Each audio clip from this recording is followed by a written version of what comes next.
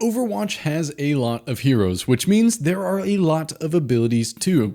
And that means there's a lot of abilities you could be using wrong. Today, I've compiled a list of a few ways you probably use abilities wrong with better techniques, mindsets, and use cases for abilities that will take your gameplay to the next level. My name is Nate, and welcome to Blizzard Guides. Note is that these tips are not for all situations. Obviously, there are times and ways you should be using abilities almost always, and this video is not for those situations. The point of this video is to highlight specific situations and specific techniques that you may not be aware of to improve your gameplay in the moments that matter. But anyway, let's get started. So with Reinhardt, one of the most underutilized abilities is your shield. And no, obviously most Reinhardts use their shield. What I do want to talk about is the fact that you can look around while you're shielding. All you have to do is just hold primary fire while you shield. And you can use this to peek corners, and you can use it to surprise 180 slam. All you have to do is just press your ultimate ability and you will look in the right direction and slam in the right direction. This also works with Fire Strike, but notably not charge. You have to unshield first and then charge, but don't let go of your primary fire, otherwise you'll look in the direction that you were shielding, not the direction that you had moved your camera to, if that makes sense. This is especially useful when you're trying to block an ultimate like Diva's Bomb, for example, but then make a play immediately after, like slamming right after you block that ultimate. You can be focused on the fight while you block that ability and then follow up with whatever you need to. For Lucio, it's a very small but simple mistake to fix. You're wall riding wrong. Now, why is that? You just need to go to your settings and enable backwards wall riding and wall jump on release. I'm not going to explain why you need to do this. If you try and wall ride with both of these enabled, if you didn't have them both enabled, wall riding will be 10 times easier now. Just try it and you'll see. Next is Torbjorn's turret, but this one is actually not for Torbjorn. This is just for every hero that uses Torb's turret wrong.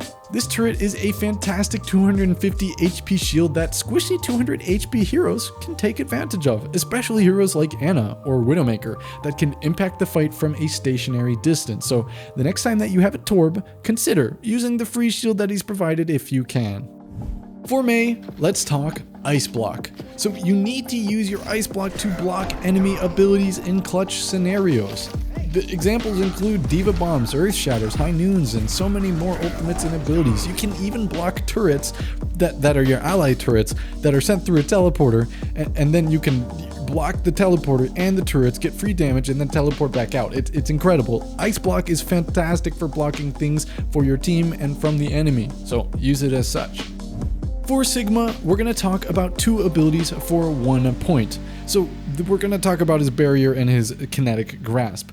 The mentality when playing Sigma has nothing to do with blocking damage. Your abilities are best used for blocking abilities, not damage. Abilities. So rather than shielding to block generic damage all the time, you want to focus on blocking things like nades or sleep darts or McCree flashes or echo volleys or sniper shots and hooks, etc. Your goal with Sigma isn't always to be main tanking. You want to negate enemy abilities. This means you have to be patient with your shield and with your grasp. Think very carefully about what abilities you'll be blocking. Otherwise, you'll be punished with a 2-second cooldown. This mindset makes you an efficient Sigma player, which is exactly what you need when you consider the fact that his shield is not that powerful and his grasp doesn't last all too long. Next up for Baptiste, this one is not all that useful for higher ranked players, but I do see lower ranked players confuse this sometimes.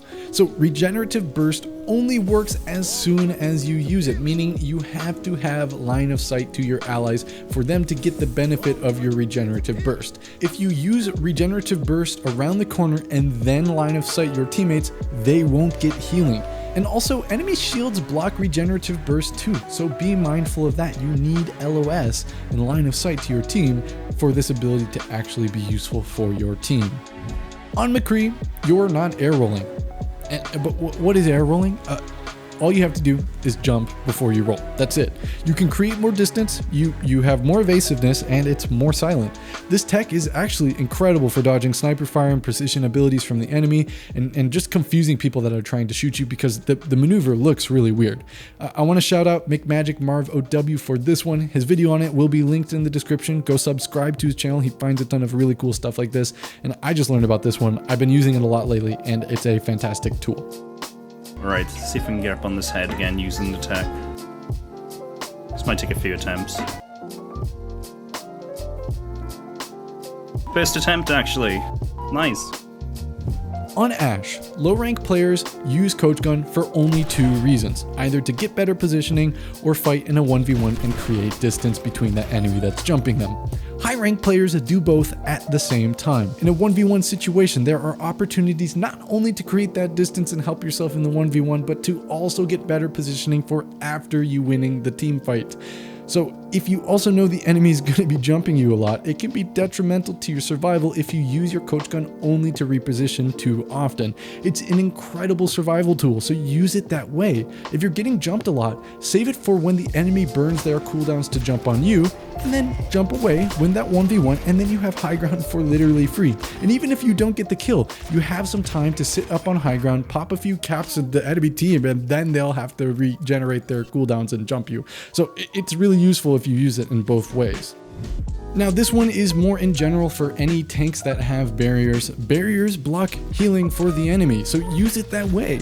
On top of that, it even blocks things like sound barriers or Zenyatta's Transcendences and Regenerative Burst, as I said before. Just pay attention to the next time that you watch high-level tank play, and they'll always use barrier to block heals in the middle of a team fight. This will make you an insanely good tank player. Overwatch is all about those small decisions that impact big fights, and this is 100% one of those little techniques that will take you from being a mediocre to an incredible tank player.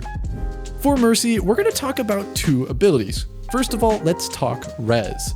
So Res is typically only useful for your teammates, not the teammate that you resed. Now, what does that mean? Okay, if you're resing a teammate, sure, it's useful for that teammate that you're resing, but as far as the game is concerned, you can only win the fight if the rest of your team is also ready to continue fighting.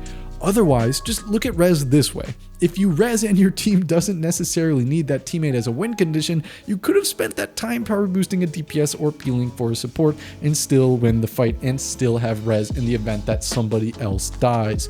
Furthermore, resing in bad situations is literally only free ult charge for the enemy, and on top of that, free timer for the enemy team. So think very carefully about whether a res contributes to your team's ability to win a fight, or if you're just doing it to do it. And for the second ability, let's talk about her heal beam.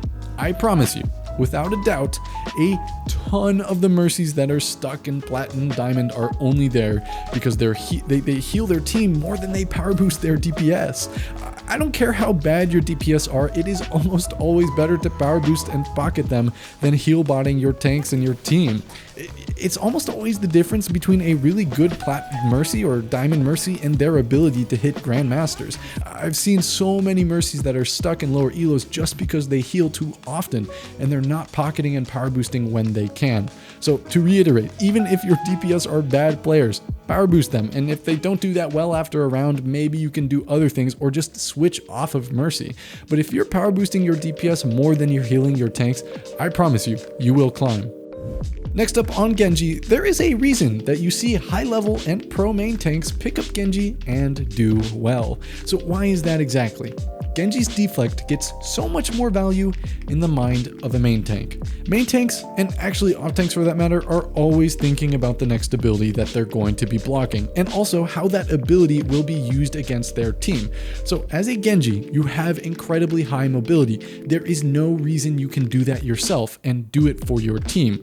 So Genji's deflect is a fantastic defensive ability, and I'm not saying that you shouldn't use it to win 1v1s or block high damage moments for yourself, but what I am saying is that you should be at least cognizant of your allies' positioning and the enemy abilities, and look for opportunities to peel for your team. And I'll say it again, Genji is so much more valuable in the mind of a main tank, so think like that just sometimes and you'll be a much more valuable team member.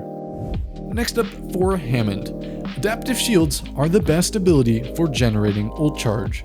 So rather than using your shields to secure 1v1s all of the time, you want to use your shields to allow you to soak damage for your team while simultaneously using your fireball rolling technique to go through the entire enemy. By hitting everybody while you're rolling and using your shields at the same time, you first of all get a ton of adaptive shield, which allows you to survive and also allows you to get in a ton of damage and build your ult charge at the expense of only your cooldowns. Because remember, adaptive shields provide no ult charge to the enemy team.